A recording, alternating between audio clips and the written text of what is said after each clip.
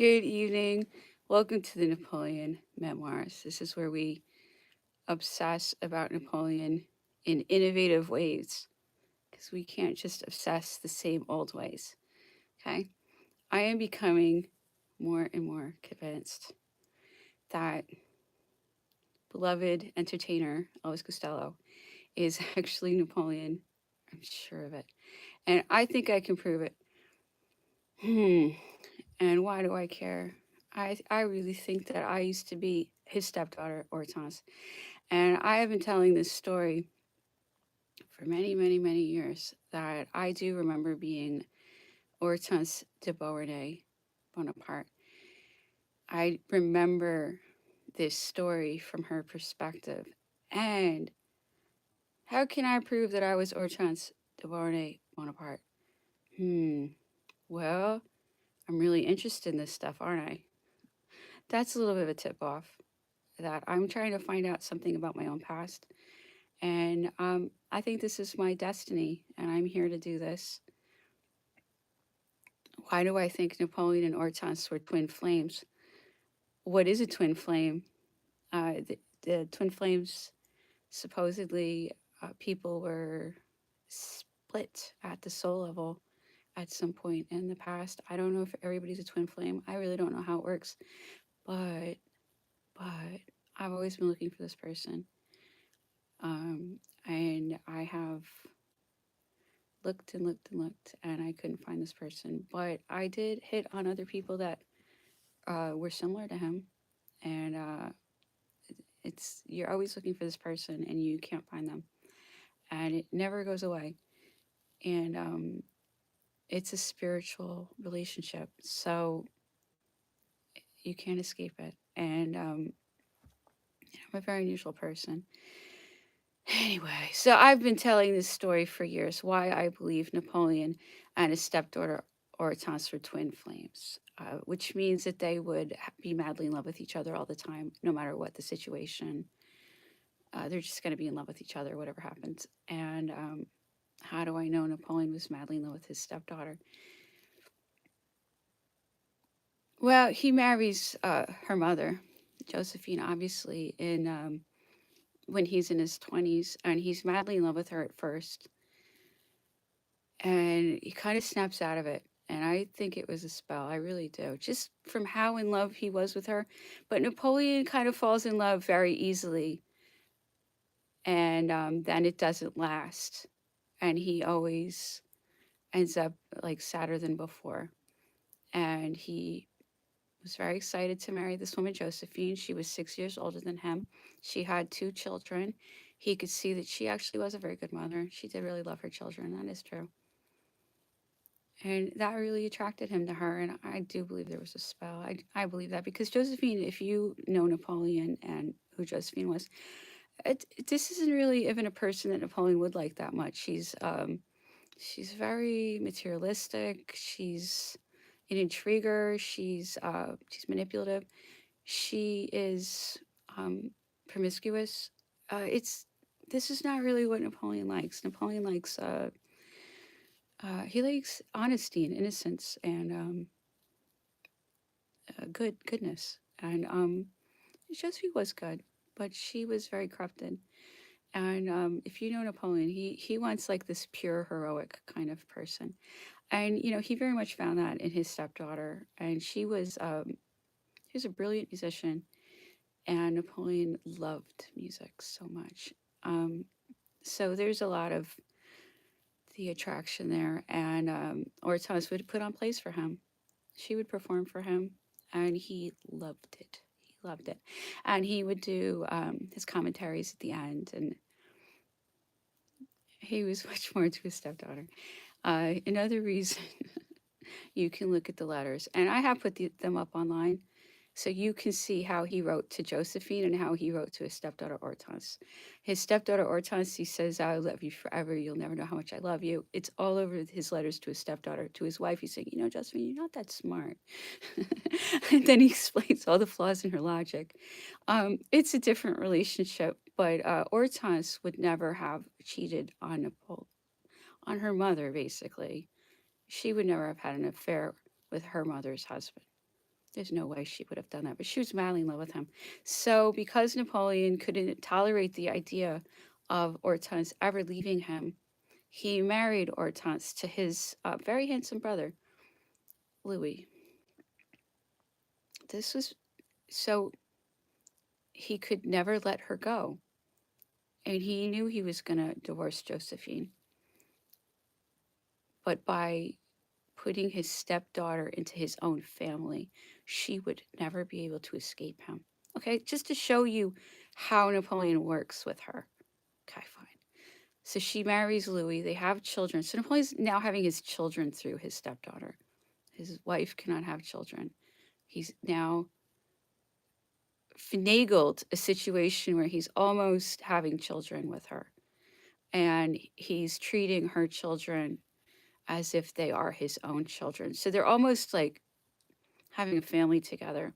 Oh, one little inconvenience would be his brother, obviously. So his brother is going insane over this because he sees that his wife and his brother are madly in love with each other. And he's actually madly in love with her also. So he is tortured. Louis is tortured. Napoleon is tortured. Hortense is tortured. Everybody is completely miserable. And Hortense's son looked so much like Napoleon. Everybody was just sure that her son was Napoleon's child, but Napoleon was the uncle. So then Louis flipped out about that as well, and then tried to make her promise that the next child would look more like him. Okay, this is a situation. This is a situation. These people are having very intense lives, and obviously Josephine knows that he's in love with her. It's just please please listen to the memoirs. These stories are in there. If you really want to see the story of how much Napoleon loves Hortense, it's in Hortense's memoirs. She's constantly like proving to you that he loves her because she is obsessed with him and she loves him and she lives for him. There's nothing else in the world but him to her. So that's where you go for that if you want the true obsession. And she would do anything for him. And it's such a sad story because I I lived it, and I deal with Napoleon. I still deal with Napoleon, and we still are like wounded from this stuff. Anyway, I know it's true. I can prove things. For example, and this is corroborated. This is in Hortense's memoirs, where Napoleon is ready to divorce Josephine. He Josephine cries and cries, and then he calls in Hortense and says, please help your mother, and I'm so sorry. And Hortense says to Napoleon, I have no intention of staying here. I'm obviously gonna go with my mother. And then Napoleon snaps and crumbles, and he just starts sobbing over and over and over again. She doesn't love me anymore. She doesn't love me anymore. And there were so many things that he was doing to alienate Josephine, because of these infiltrator plants that were constantly trying to drive wedges between Napoleon and Hortense and her mother. So many horrible things that happened because of these people. Okay, it's the same people. That he saw that she was getting really sick of him. But these people engineer these situations. Me and Napoleon, if we didn't have these people constantly playing these games with us, we would get along wonderful. We'd actually probably be happy people. You see how unhappy we are because for some reason we're like always kept apart. And it hurts us a lot. Anyway, so Napoleon couldn't even control himself. So he's told his wife that they're through.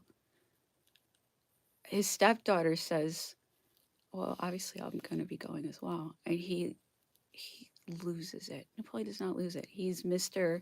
Poker Face. And I think Hortense downplays it to kind of make him look a little more valiant. But in Devasse's memoirs that I looked at recently, he was like outside the door and he portrayed it differently. And he said he was losing his mind at the idea of losing his stepdaughter. And then he finagles a situation when he gets his new wife, who is a complete asset, raised to hate him, just to see how they do it. And she had a child with him to fool him into thinking that was a real marriage. I want people to see that children are very severely abused in these games. Could you drop it for now? But Napoleon finagles a situation where his stepdaughter comes back and is around him as much as possible. And his wife, I don't think ever did love him. And she said many times later in life that she never felt anything for him. And then she would put on this big show whenever he wanted to, like, just be nice to Josephine. She would flip out, his wife. And Josephine was known as his good luck charm. He did lose his luck when he lost Josephine, so maybe that was true. Who knows? And yet, his second wife, this asset, had no problem with Hortense being around him. If she really cared about him, he was madly in love with Hortense. Everybody knew it. So, to me, that's like the ultimate proof that she really didn't love him. Because if I really loved Napoleon and the woman he loved was around him a lot, I wouldn't be very happy about it. So to me, that's kind of like the defining proof that Marie Louise really didn't care about him. She had to put on her big act that she loved him so much, but it was almost probably like a break for her to have Napoleon, fixating on Hortense. She knew it. She could get it to work for her. I don't think she really cared about him. So Napoleon's downfall, and then he's about to go off to America. This is how they baited him. They made him think they were going to give him passports. Just the games they always play. They promise you something, and then they change the rules, but they have all the money so they can make the rules. Same thing they always do. So what does Napoleon say to Hortense? Their last moments together. He's saying, you have to follow me to America. You have to bring your sons. Your sons won't make it here. It won't be safe for them. You have to come follow me to America. And she's just like crying. She knows he's never going to make it to America.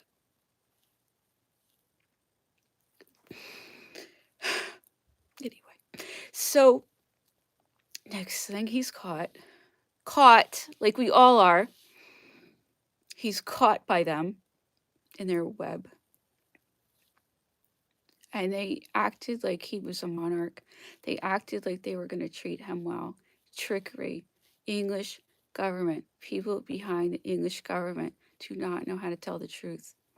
And they just set traps, and then they act very glamorous, and then they go back to their traps, and then they act very glamorous again, and they go back to their traps. That's the nutshell of it. Okay? As Prince would say, the nitty of the gritty. Okay? Very glamorous deception. So finally, they say to Napoleon, you're now trapped. We're taking you to St. Helena. What does Napoleon say? I'm going to be separated from everyone that I love.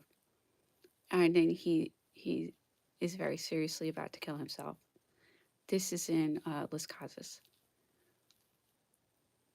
He cannot stand the idea that he's not going to be with her anymore.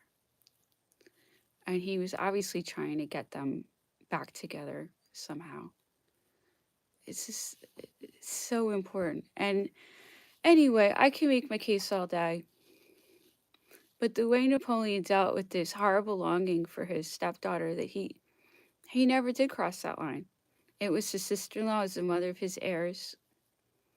He wasn't going to, maybe he would have in America though, because Josephine was gone, and maybe, because he was very worried about public morality. I don't think he would have liked to set that example. I truly believe that. even though anyway, so it came out in his affairs is what I'm trying to say. It had to go somewhere. So he was always like finding the next girl who was kind of like Hortense. And if you want to follow that, that's in Napoleon and Women. And I read that in a few languages. So I'm going to put up a link. And I'm asking you please to listen to these books so you can compare his personality to, Elvis Costello, who I like to call Cohen. I know that's not his name, but I just like to have a name for him, and I like to have a name that kind of reflects Napoleon in it because it's King of America, Napoleon Dynamite, and I like to call him something that reminds me of Napoleon because I do actually believe he's Napoleon. I really do. Anyway, so let's get into Koand's memoirs, where we compare this incredible genius author out of nowhere, just like Napoleon, also an author out of nowhere. Both love music. Napoleon saw music as the ultimate path to power, basically, and I know Cohen does too. So it's a means to an end. I know that with Napoleon, but he loved it. He did love it from his heart, also. But he saw that it had the potential to change the world, and it does. And I think Cohen has always been an incredible ambassador for music. And so much of my musical education, my real musical education, has come from him because I put up like his lists on my blog. And that's what I learned from really going through his lists and listening to the songs that he likes. And you get such an education from doing that. Anyway, I can see from the first two excerpts that we read, he's jumping around. Even I could figure that out. So the first time, he's a little Declan up in the balcony, all alone. And then he's a big pop star on This Is Your Life. What happened in between to this person? We'd love to know. Okay, so now we're going to read another excerpt of this incredible person's life. Hopefully we can find out the real truth about him. And I think we're actually finding out a lot of truth about him already. And I like finding out about him. Let me continue. It was impossible to say how much it meant to me to be there or to speak of all the things I probably learned from those few afternoons while lurking in the dark. Joe Loss led his band for almost 60 years, come rain or shine, or changes of style. And that is no mean achievement. A band continues in his name to this day. Sometimes later, my dad let me in on one of those band secrets. Joe Loss's energetic showmanship apparently didn't always make for an entirely accurate beat. If there was ever any minor dissent in the ranks, they would adhere exactly to his baton and take evil glee in winding the tempo up and down like a wonky gramophone. It was a subtle, almost imperceptible form of insubordination, but it probably acted as a safety valve for a group of men who worked in such close proximity 6 days a week in St. Dan's Hall. The band got just 2 weeks holiday a year, like any other working man, but it would also be their job to provide the entertainment when everyone else was celebrating Christmas or New Year's Eve. They worked hard when they weren't at the Palais or another London ballroom. They were doing radio broadcasts or touring the country. Some of my earliest memories are of my dad arriving home with a big stuffed animal under his arm or a small painted plaster donkey that he'd promised to bring back from a tour of Ireland. I have photographs, but no actual memory of my mother carrying me as an infant on the sands of Douglas during an engagement on the Isle of Man in the mid-50s. In that picture, my mom is wearing pearls and full makeup, but it really wasn't that glamorous life, with band members always changing from damp clothes in freezing or overheated dressing rooms, or crushed together for night drives in drafty coaches along foggy A and B roads. Joe Loss was a stickler for appearance, punctuality, and discipline. He seemed to regard my father almost like another son, constantly questioning him about his family origins, as if unwilling to accept that they were Irish and not Jewish. He even forgave him a fair few transgressions. I recall one night when mother had let me stay up late to watch my dad on Come Dancing. In those days, it was a live broadcast that had nothing to do with the stunt casting celebrities. It was purely a competition between amateur ballroom dancing teams. So I knew there was little chance my dad would be singing, but it was still a novelty to see him on television. The moment the camera panned across to his side of the bandstand, I think I could tell something was amiss from my mother's reaction. The show had opened with the Latin dances, and my father was up behind the conga drum, playing with rather more force and animation than the number really required. My man went out of the room to put the kettle on, quietly registered her dismay at my father's fairly obvious intoxication. A short time later, a hallway telephone rang, and I could hear a low but anxious tone to her side of the conversation. My mother seemed to spend quite a lot of time on the phone to one or the other orchestra wives, alternately sympathizing or receiving consolation over their husband's latest jag. The details were too obscure to me then, but from what I overheard and came to understand, drink and other women were generally involved. After that appearance, my dad remained fired for about 3 days before Joe Loss relented and hired him back. I don't recall exactly when my parents parted because even after he went to live elsewhere, my dad would come around a lot. There was no big, ominous announcement of the parting, or if there was, I have dismissed it from my mind. He still sometimes would arrive on a Sunday morning and take me to the 11 o'clock sung Latin Mass at St. Elizabeth on Richmond Hill, which they retained long after it was abandoned elsewhere by papal decree. Then we'd all eat Sunday lunch together while listening to two-way family favorites, a BBC request show linking military families with their kin serving overseas, while the dedications to a Lance Corporal at a BFPO in West Germany played in the background. My dad would tell stories, reminiscing about a drummer and painter friend of his from Birkenhead, or recounting tales of his working week. Ross definitely had charm, perhaps a little too much. Young women would call our number late at night, looking to make mischief until we were obliged to take our listing from the directory. Although I was never allowed to go to the Palais after dark, I know that the nearly empty dance floor of the matinees was absolutely packed at night, and not always with entirely salubrious types. My mother recalls one of my dad's more dubious acquaintances extending his hand to her with the greeting, "Hello, I'm Phil the Thief."